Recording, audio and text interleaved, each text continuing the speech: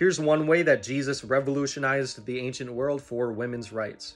Jesus Christ and his teachings, the New Testament, are foundational for women equality in the ancient world. And they're still foundational for understanding God's love and his equal treatment and non-partiality based on sex or race for all people. So Jesus Christ comes about, he brings these teachings, he's showing God's non-partiality, he's showing God's love for all of creation. And then his disciples and Paul, they write these epistles that also include and demonstrate how God is looking for the equal treatment of women. Suddenly, women are not property of their husbands. Women are not property of their parents. Women are suddenly being able to consent to the marriages that they're getting in.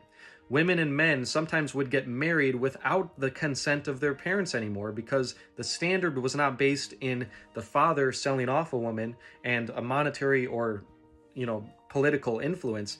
The marriage was now based off of a loving relationship that's meant to reflect God's love for humanity, and Jesus Christ in showing that. Husbands are meant to treat their wives with the same love and care that Jesus treated us. This is revolutionary. In the ancient world, if you check this out, Christianity was criticized often for being the women's religion. It was criticized as being a weak religion because all these women and orphans were involved with it.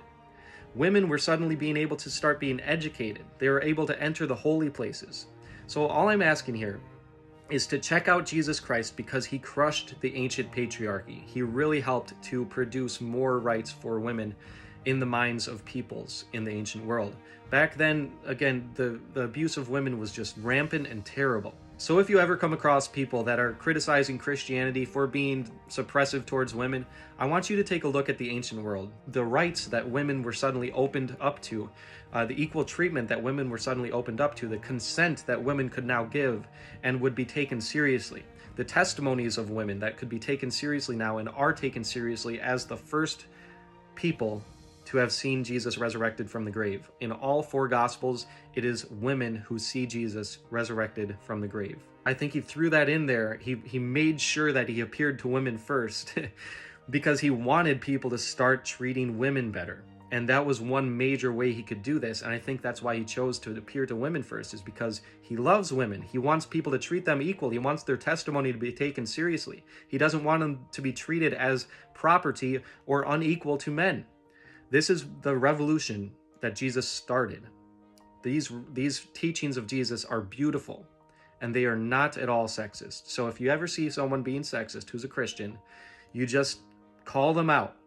Now, lastly but not least, if you do have issues with some of the writings on Paul in his epistles on the position of women, I just want you to look at the cultural context of the time. Don't apply what he's saying to our world today and our modern way of thinking and looking at the world, our modern context.